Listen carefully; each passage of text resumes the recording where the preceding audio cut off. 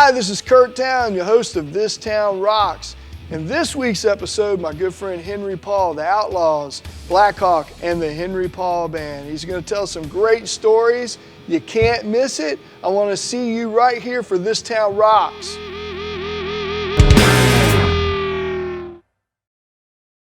Everything that was done then, people are trying to do now. We're just trying to add on to the foundation of that. Take it away.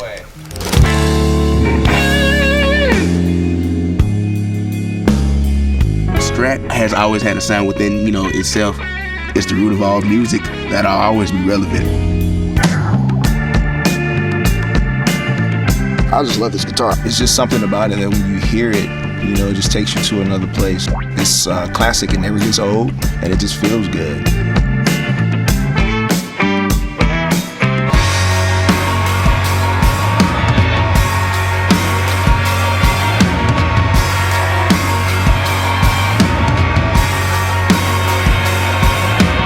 I think I take from the past just by trying to play with the same groove and feel. You end up finding your own self playing the instruments.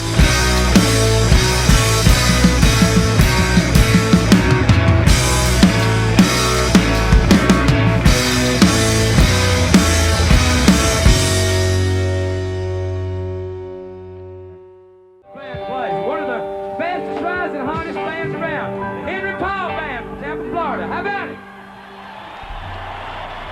We'd like to send this song out to a fellow that couldn't be here tonight, a good friend of mine.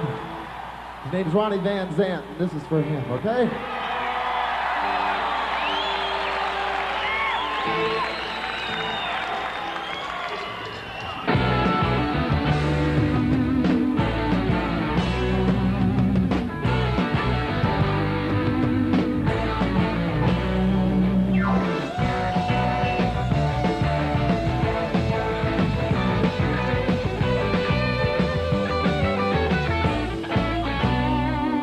The autumn wind whispers through the tall and lonely pines, and the hour of fate is drawn close at hand. A free bird falling from the sky brings a bitter end to another southern man. There's a gray ghost running through the night, and oh, the sadness and the pain. Gray ghost running through the night. The man is gone, but his spirit will remain. When old memory, she closes her eyes and she smiles. Just ask her if she ever still thinks about me. She'll say, every once in a while. Every once in a while.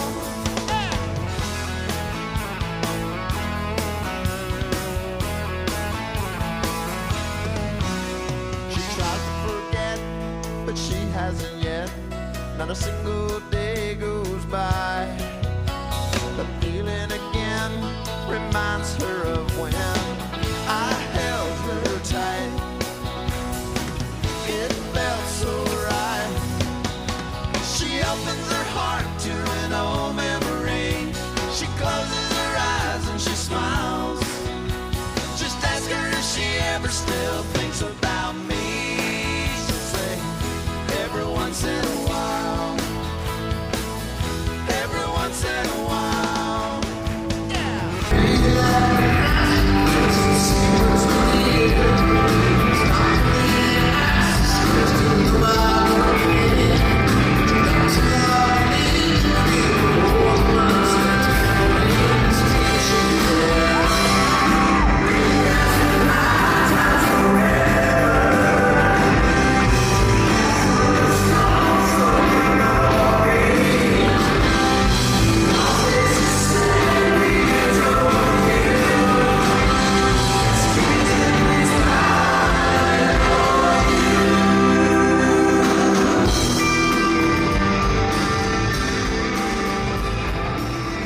So, hey, Henry, welcome to This Town Rocks. I'm so appreciative of you coming on the show.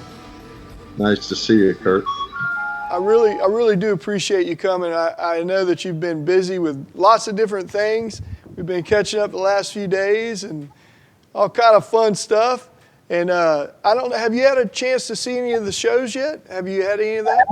Yeah, I thought, honestly, I was really not shocked, but pleasantly surprised at your, your oratory skills and navigating the different personalities. I thought you've been doing a great job. It's really pretty admirable. Well, thank you. I greatly appreciate that. I'm glad you enjoyed the shows. We we like to tell good stories, fun, lighthearted stuff, and you are a master at that. You've told me some great stories, and I can't wait to get into some of those. I do have one question though. I remember you telling me a story about Ronnie Van Zant and you guys at a show and him making a phone call that changed a lot of stuff for you, and I'd love to hear that. Well, we were on our very first road trip. We had played clubs in Tampa and Orlando and Cocoa Beach and just gone around in circles for a year or two. And on our first road trip, one of the stops was in Nashville at a place called Mother's Music Emporium. And it's about a 1,500 seat, like former grocery store that they made into a big bar, rock bar. And we were opening for a band called Leonard Skinner. At that time, we really weren't that familiar with them. Their first album had just come out. They were starting to get some recognition. And we were there for 2 nights with them. And both nights were sold out. And after the first night, Ronnie called his then manager, Alan Walden, and said, listen, I just ran into a great band up here in Nashville. They're from Tampa. Their name's the Outlaws, and they've got themselves a Freebird.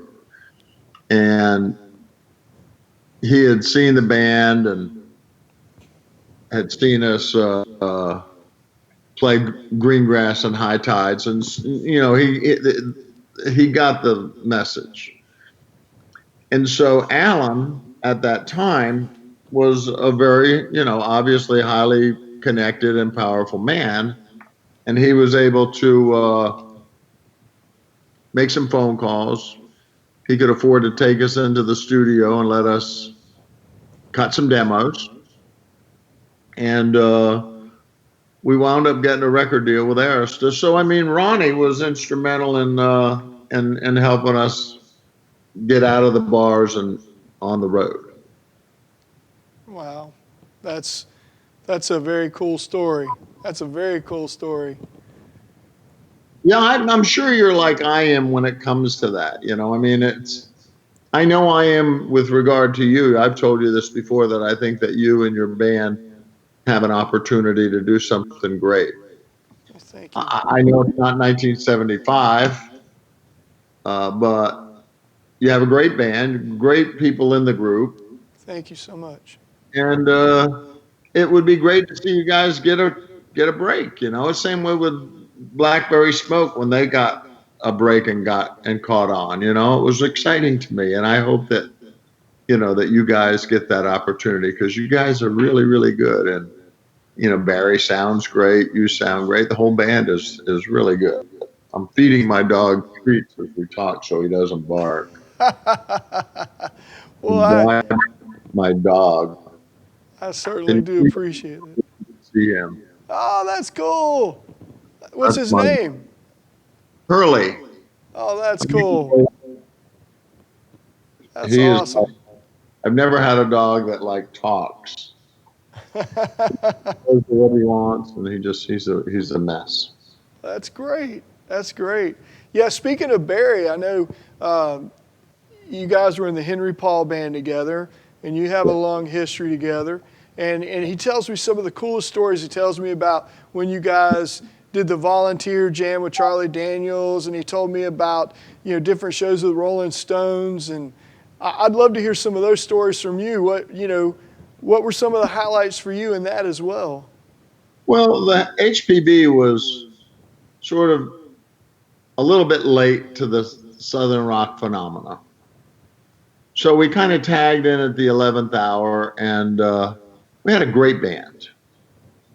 And I remember the one instance that you mentioned, playing the volunteer jam, was our first time back in Nashville in front of a large audience with our new album already recorded and waiting for it to come out, I believe, or it was just on its way out. It was right at the very front of our career. And the Skinnerd was there. All the survivors of the plane crash were at that show. And they were going to play that night. It was going to be their first time back since the plane crash. No singer, just the band and a mic, the spotlight, and Ronnie's hat on it. So it was a super, charged, emotional evening that way. And I remember we got up to sing the song. I introduced the song, and it's on video. You can see it anywhere. But I kind of turned my head away real quick like that because I was starting to, and I do this, I was starting to get emotional in the introduction of the song. So it was a very charged evening. It was a real magical time for me, having left the Outlaws and secured a new record, a real record, and back on the road with a great bunch of guys, and just another stepping stone on along the way in a rather enchanting kind of career. So, but that was a big night. And a very emotional one. The Rolling Stones thing, we hadn't even cut our first record, and I mean, it wasn't released, and they stuck us on the show with the Rolling Stones to open for them in Lakeland. They were going to do a tune-up date for their American tour in Lakeland. And we went out there and lit it up and got a great response, and the guys got to meet Mick Jagger, and it was Keith Richards. Keith was a mess. That was before he became, the Keith Richards he is now. He was just scary as hell back then. Now there's the fishing lures in his hair and the rag around his head. And he's kind of a little bit of a caricature of himself. But back then he was full engaged, self-abuse, toxic rock and roll animal, and scary. Wow. Even to the veterans like myself, he was frightening. But we got that opportunity. We went on to play a number of other shows with the band, with the Stones. But that was a great, just a real exciting time to leave a band like the Outlaws and to get a major label deal, and to cut a really great record, and to get on the road again, and just, have another kind of chapter to your career that it wasn't scripted, and it was just fortuitous in the way it worked out. But yeah, it was a great band. Well, I tell you, you didn't just do it with the Outlaws, and you didn't do it just with the Henry Paul band, but you did it with Blackhawk too. I mean, Right. You've been successful so many times, and it's such just a wonderful tribute to what you've done. It's wonderful. You've done so many great things. I'm proud of you. Well,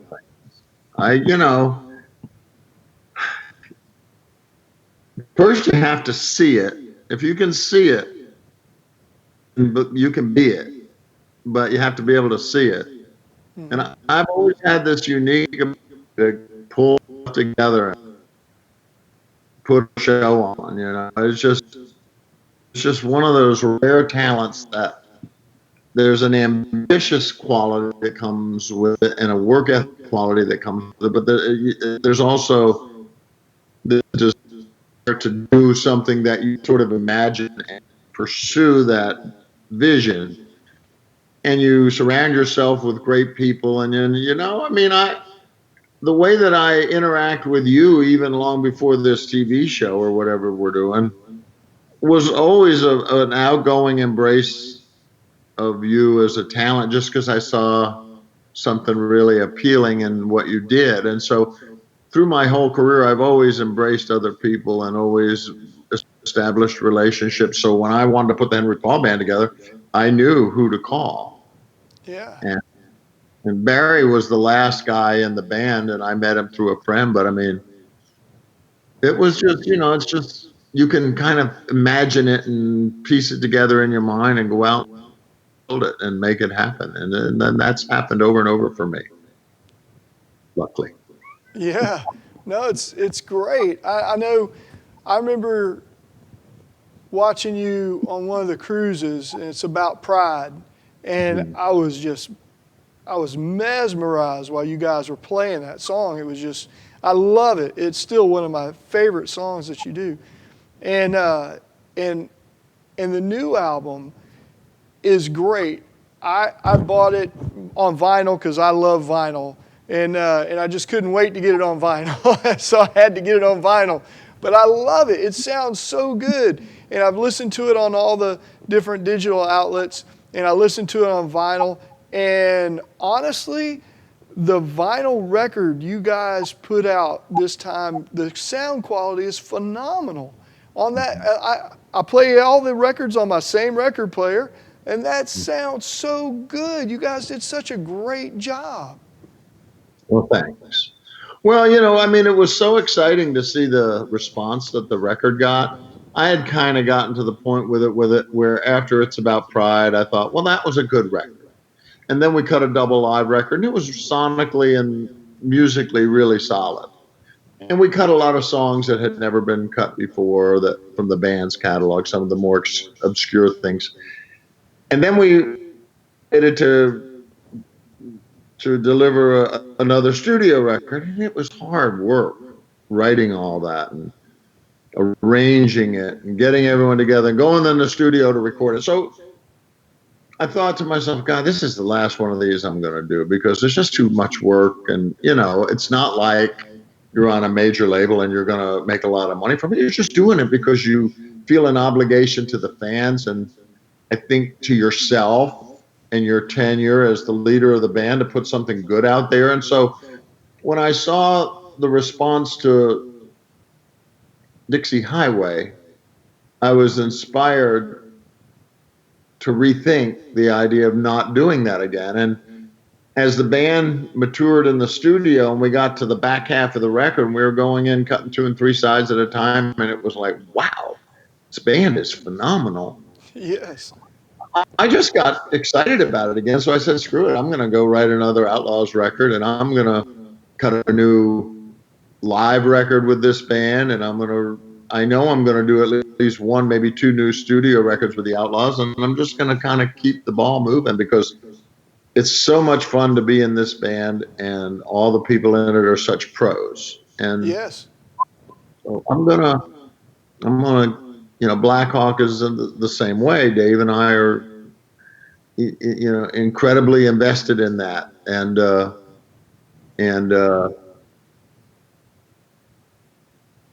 don't know, the Henry Paul band, I would kind of thrown in the towel with that. But then I got to thinking about that. The drummer from the band called me. He was really in bad health, and he called me up and said he was doing better and everything. I said, well, then let's try and fire the band up again. I mean, everybody's still alive, and we can, it's rare that the original band is completely intact. They do some more shows with the band. Well, I'm glad. I think it's awesome, and I know we've had the honor of opening for you guys several times, and you guys, man, I tell you, you guys bring it. You guys bring it. I love that. We do. Well, there's only one way in. You know this. I'm sorry. My jars that I'm boiling are boiling over, and I got to turn them down. But, there's only really one way to play that show. I mean, you can't go out and do a Curt Towne band show and lollygag around and skip to Malou. I mean, you got to get it on, and right. That's the way it is. I mean, the Outlaws always play hard, and the intricacy of the music, all those harmony parts and the arrangements. Oh, yeah. I mean, it's very intricate and very difficult. If you're going to play power chords and hit an occasional lead and kind of fill in the space between a bass player, drummer, and lead singer, that's one thing. But if you're going to play in a band like the Outlaws, it's very Allman Brother driven conceptually, much more so than Leonard Skinner was. I agree. They were more of a, a blues rock band. But this is a real intricate kind of musical personality, and it takes a lot of rehearsal, and we're just good at doing it, and the people that are in the band obviously are good at doing it, and I don't have any more treats for you. Well, you guys, I know in sound check you guys worked on the vocal harmonies, and you guys would break down all the parts, and it's very commendable. It's really, it's very inspiring to watch you guys go on and play, and you allow us to be the band that we are, and you encourage that, and we can't thank you enough for that. And you and Skinner and other bands have taken us under your wings and really, helped us, mentored us and worked with us and taught us. And because you guys, you all set the stage before us, and you really set the bar.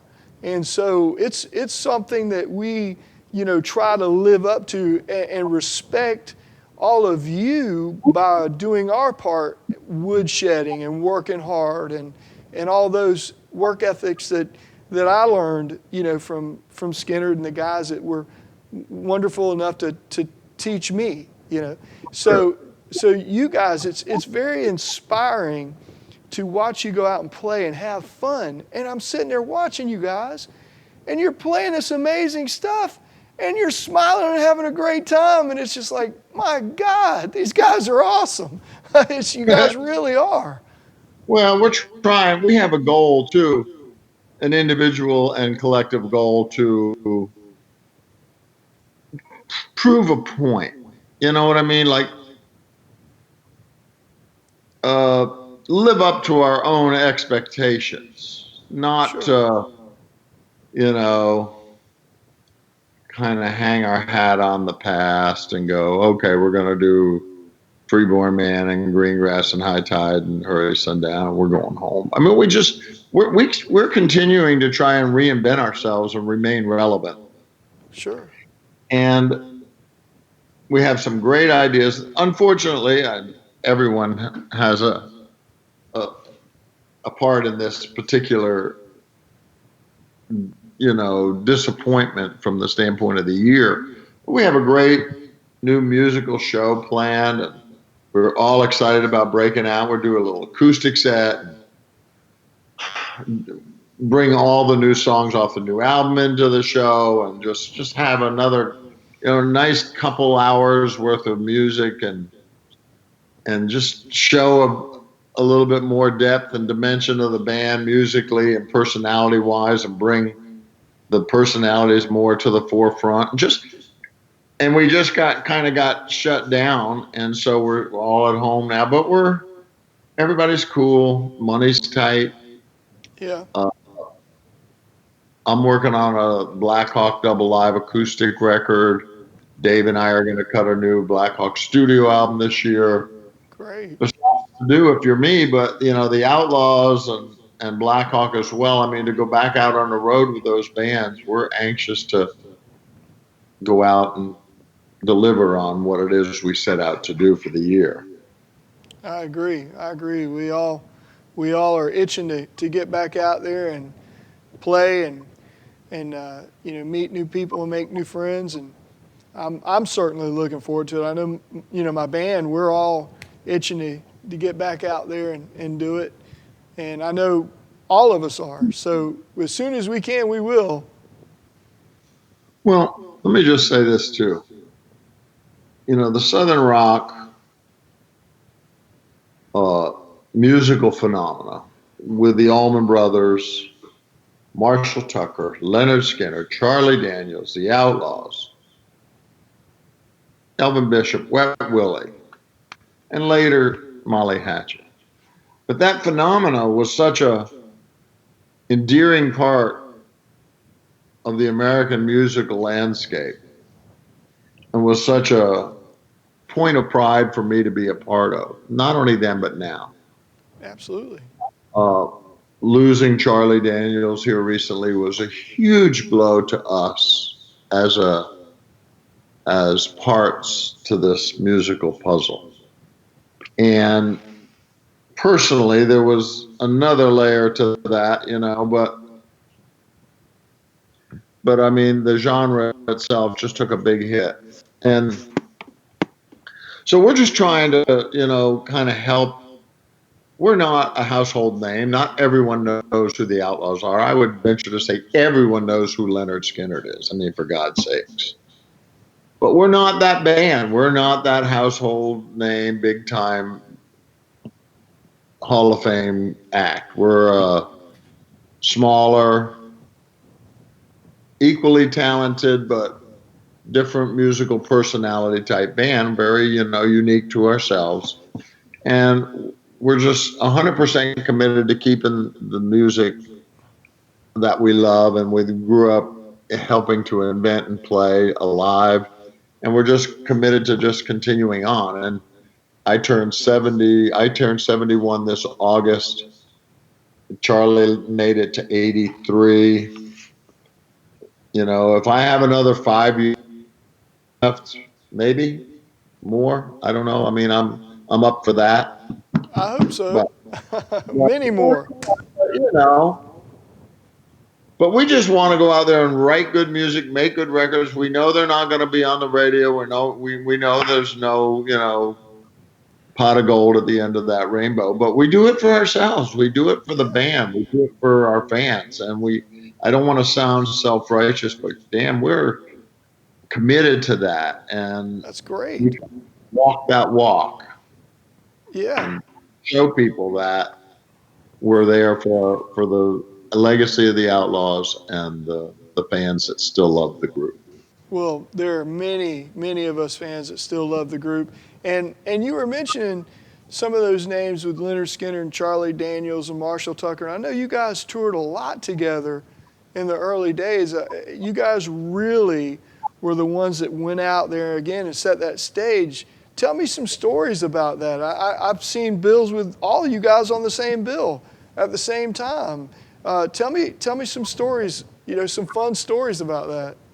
Let me turn off my pickle jars. They're boiling over. That's awesome. Well, I mean, just being a part of that, being invited into that circle of musical personalities, right, was enormously rewarding. You can imagine, Sure. Being a part of that was enormously rewarding. It was a camaraderie of all these bands, and we loved them, and they loved us, and we loved one another, and we played together, and it was us against the world, and it was just. I wrote a song some time back. It was called "Back in the Day." I don't know where that saying came from, but all of a sudden, everybody, yeah, back in the day. Well, back in the day, the music was better. I agree. It was loud and it was real, and we always thought it'd last forever. And even though, how does it go? Even though my hair has turned a little gray, I'm still here, and I'm proud to say that I was there back in the day. Yeah. And so, so it's like, and I mentioned the Allman Brothers, but man, you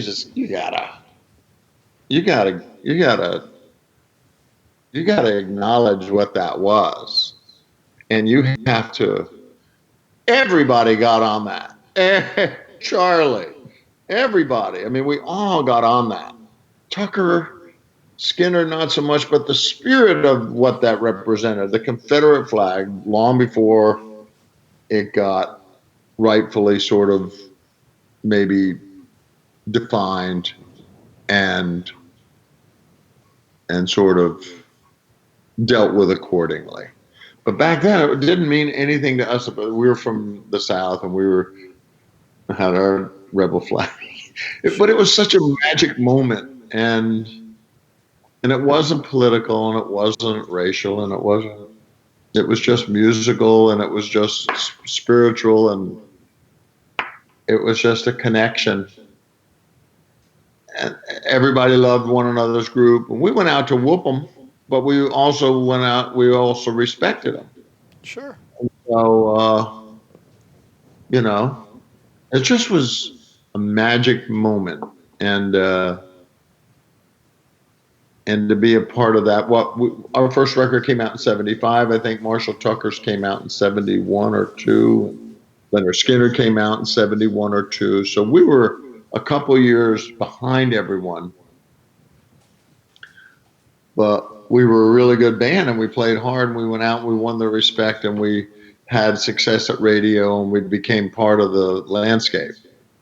And it was just a wonderful thing, especially if you carry this flame for being an artist and being making a record and having a career and playing in front of an audience and having them understand and appreciate your music, and all of that was part of the motivation of what we wanted to do. And so it just was so rewarding, and we got so lucky in being in the right place at the right time with a really cool little racket. And I don't know, it was just the camaraderie of those groups. It was a magic time and an unforgettable experience. I could imagine the caravans of buses and trucks, equipment trucks, and the circus, so to say, of everybody going along to the next town. And I know I've been blessed to be a part of those, but that is very magical to me. I love that. I love traveling. I don't like to drive so much, but I can ride anywhere. I mean, if I got I had a '58 Ford pickup truck, and I would drive that anywhere. But I've had cars and everything. I don't care about all that. But I'll ride, and I'll ride and ride and ride. I love being on the road. I always have. I love it all. I just love it.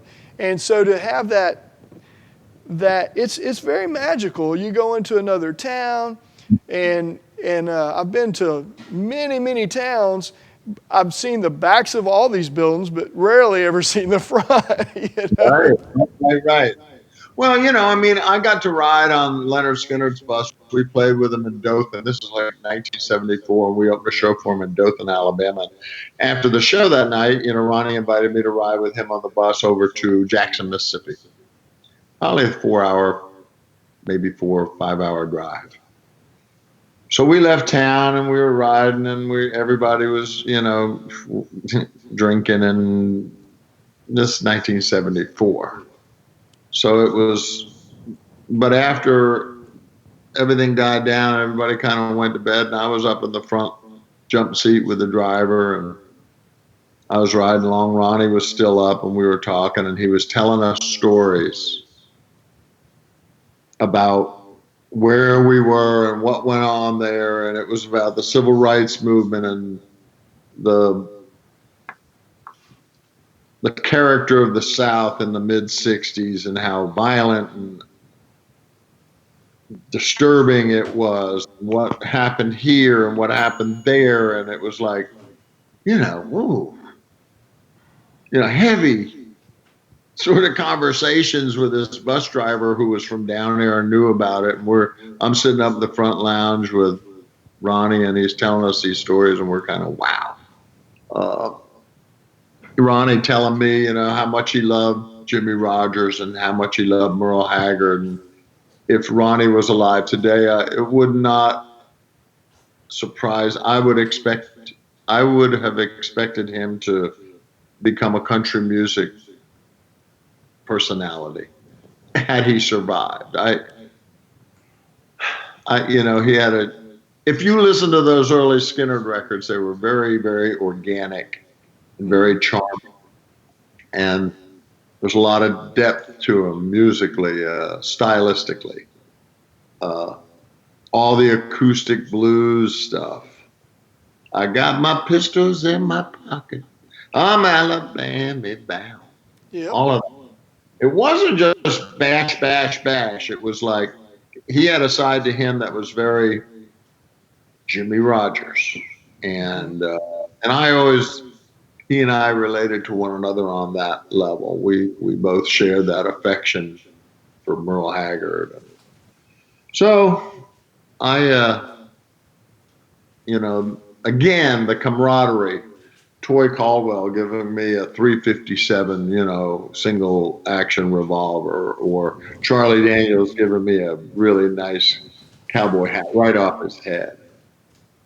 Toy giving Huey a pedal steel guitar, Pat Simmons giving me a 335 backstage with the Doobie Brothers at Madison Square Garden, just all these moments of people extending to us generosity and kindness and, fighting, like drinking.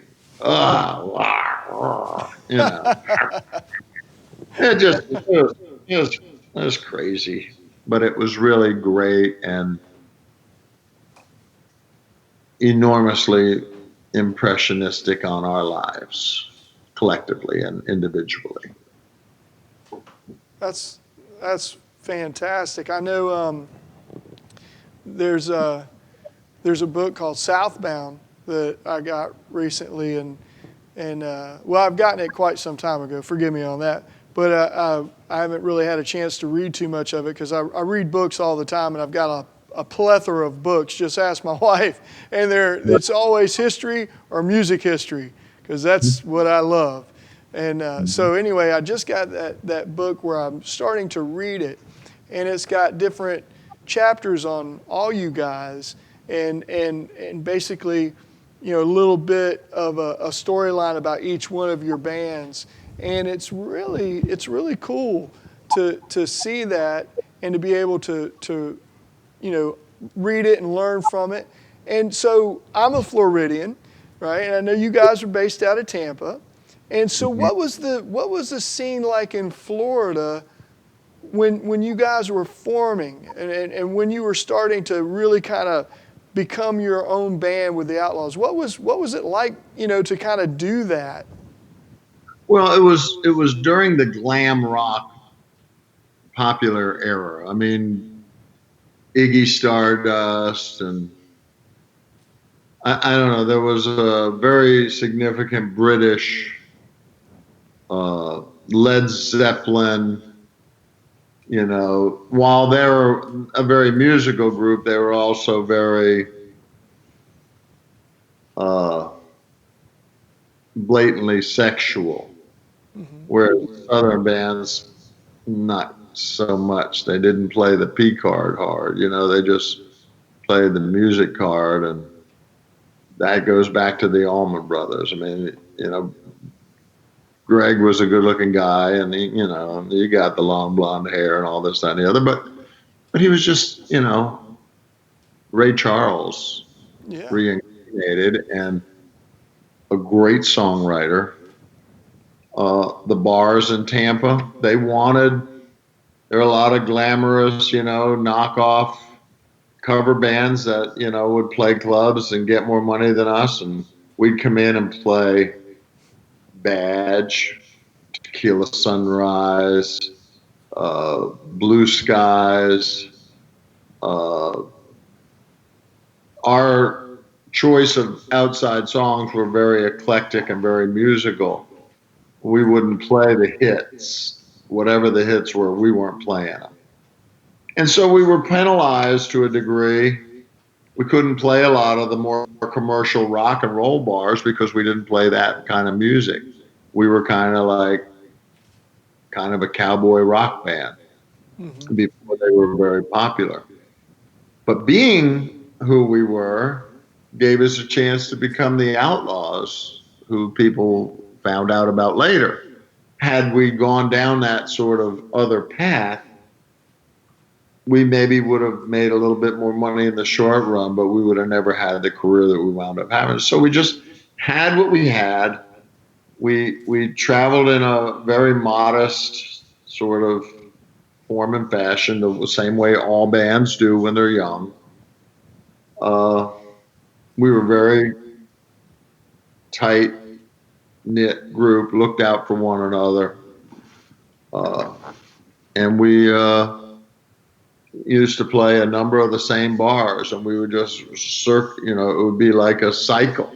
Here, there, there. Here, there, it could be a dozen or 8 places to play, and we would just cycle through them in the course of a couple months, and then we'd start over and do it again. And we did that until we got a really big following in Tampa. But it was, there's no money. I mean, people would come to see us, and we'd drink a lot of beer, and we'd smoke a lot of pot, and we'd go back to our homes and sleep it off and get up and start over. But it was like that. Florida had a very, very healthy musical scene. And I'm going back into the 60s, the advent of the Beatles. And even before that, Florida always had a very significant musical scene. Ray Charles grew up in Tampa. Steve Alamo had hits on the radio. Johnny Tilliston was from Jacksonville and had big hits on the radio. The Allman Brothers bands came from Florida. 38 Special spun out of the Leonard Skinner sort of advent of their success. Everybody was from Florida. And I think Huey actually one weekend went down to play in a band called the King James Version, who Leon Wilkerson was in. Yeah. And this was going back to maybe 73 or 72. And Huey said, hey, we don't have any shows on the books this week. I got an invitation to go to Fort Lauderdale and play with a band called King James Version. And I'm going to go down and kind of check it out. I'm not going to, leave the band or anything. I just going down to play. And he went down there and met Leon and played in that band for a weekend. And I think they offered him a gig and he didn't take it, and he came back. And so we wrote a lot of songs. We played a real aggressive sort of form of musical personality, was rather aggressive. And all of the songs that became known later, especially on that first record, they were all in our club set. And we would just, people would say, we want to hear Bad Company or a Free song. And we play one of our songs and we tell them it was by Free or somebody. We'd tell them what they wanted to hear, but really we were playing our own songs. And that wound up being, our saving grace, because if you don't have songs, you can't record music. So anyhow, that was kind of how it was. And we all lived modest lives. Huey lived with me. He had a girlfriend who he later married. I was living with my girlfriend who I later married. I remember one week or 1 month he didn't have money to pay rent. And he wound up taking a vacuum cleaner from the hotel and giving it to us as payment for rent. And I was happy to have the vacuum cleaner. I didn't give a hoot where he got it. I don't know. One night we were coming back from a show. We were playing a little bar up in San Antonio, Florida. It's just north of Tampa. And Huey was driving his brother's Roadrunner. It was a 383 4-speed Plymouth Roadrunner. And we had been indulging. And we went off the road. I know we were going more than 100 miles an hour when we left the highway. We went down, and in Florida, how they have those deep culverts where water goes. And oh yeah. We went off the road in his brother's Roadrunner, and we were deaccelerating. He was on the brakes as we went off the road. Dirt was flying. I was in the back seat with my girlfriend. He was in the front seat with his. So we're all getting thrown around, and we come to a rest probably 10 feet from one of those driveway embankments with the drain pipe. Oh, yeah. So we missed an abrupt halt by about 10 feet. And really, the wrecker came and pulled us out. And it was long before the DUI thing. And there was no damage to the car. His brother's car was fine. And we didn't get hurt. And I nicknamed Huey Flame that night. I called him, his family used to call Huey Buster. Buster was his name according to his family. That was what they called him, Buster. So I called him Buster Flame. I'm trying to think of the name of that stock car driver from the 60s. He died in Daytona, but the idea of calling Huey Flame came from that near-death experience. So it was just, no money, just enough to get by on. My girlfriend had a job, she had a car. We just kind of existed. Monty, Frank, Billy. We would go up to the ABC bar every night of the week, 50-cent cocktails, sit at the bar for hours, drinking for a couple, $3. Just waiting for the sun to shine. And we got lucky and got out of town and got on the road. For me, luckily, after all these years, I'm still alive and still have my sense of, my most of it is still pretty well intact, and I can still go out and have fun and do what I love to do. Well, it shows. I mean, when you guys play, it's very obvious that you want to be there, and I think that's great. There's no question that you're as excited to see the audience as the audience is excited to see you, and I appreciate that.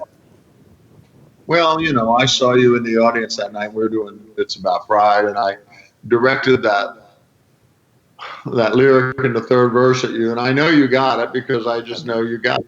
I know that to this day that was sort of my introduction to you as a person. I had seen your band on the boat. You guys were great. You had that little short, heavy-set singer that played acoustic guitar, and the band was just great. And I got to the last verse of that song, and we're in a theater, right? And the theater's packed and rocking, and I see you out there, and I go, there's a brand new generation to carry on our battle cry. And I looked at you, and I pointed at you, and it was like, a very endearing moment to me from the standpoint of my friendship. So that's how it works. It meant a lot to me. It certainly made an impact on me. I was awestruck. I couldn't believe it. I was just so much enjoying watching you guys play. I was just in the moment of soaking it all in, and I was listening to your lyrics intently, and then when you did that, I was completely blown away, and I couldn't believe it.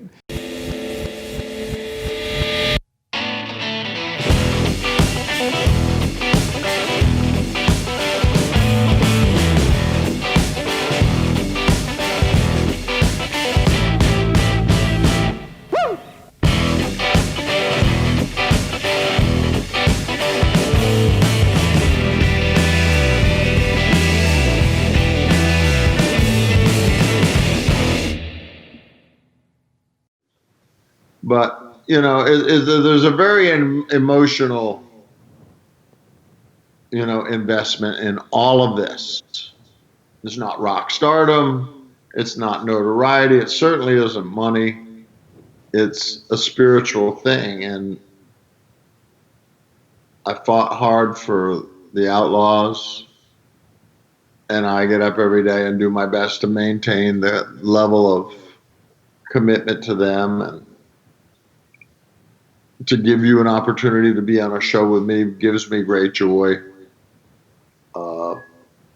To see Blackberry Smoke get notoriety and success gives me great joy. And I know how it feels to get that. I want somebody to have that because there's more than enough to go around. It certainly isn't mine. I just got a little bit for myself just by luck, and by hard work. But I love to share that, and I love to share the spiritual essence of what all that means. Hot outside? Here comes my darling wife and little boy. Oh, that's fantastic. been out at the barn. What did you guys do? Did y'all move the tomato plants around? We're real late with our garden, but we're putting a ton of tomatoes, different varieties of tomatoes in. We bought like a little place out in the country and moved out of town, and it's like Eva Gabor and Eddie Albert. It's green acres out here. You're living the life. That's great. It's great. I'm having a ball. We really miss not having our year this year to tour and to support that great new record. But being out here in this place is really fun. Well, I'm very happy for you. I know it must be very beautiful out there, and I love growing stuff. And I'm not quite the farmer, but I love to plant things and do that. My wife does too, and so I can respect that and appreciate that. Well, that's pretty much all I got, Curtis. Well, I appreciate it, man. I appreciate you being on the show, and I thank you so much for everything, sincerely for all you've done for me and the guys, and just I appreciate you very much. I appreciate your friendship. I appreciate your music, and I can't wait to see you again, my friend. Well, me too, you, and congratulations on your show. It's really well done, and I know Steve helps you a lot with it. He's a smart guy, and thank God we had him around. We'd all be up a tree. I agree. I certainly appreciate it. Well, I tell you what. Boys, Brown. Well, I tell you, I appreciate you very much for coming on the show. Thank you so much, and I can't wait to talk to you again soon. All right, I'll see you, Curt. Thanks for everything, man.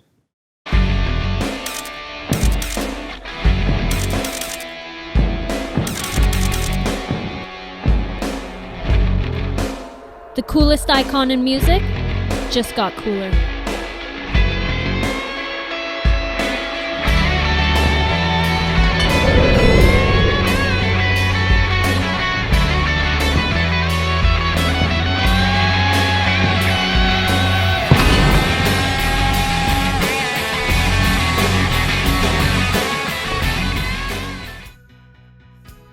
Wow, how cool was that? I really had a great time. Thank you so much to my special guest, Henry Paul, for being on the show with me today. Thank you for the kind words and all the encouragement. I can't thank you enough. I had such a great time. Thank you for everything. I want you guys to like, share, and subscribe, and I want to see you here next time on This Town Rocks.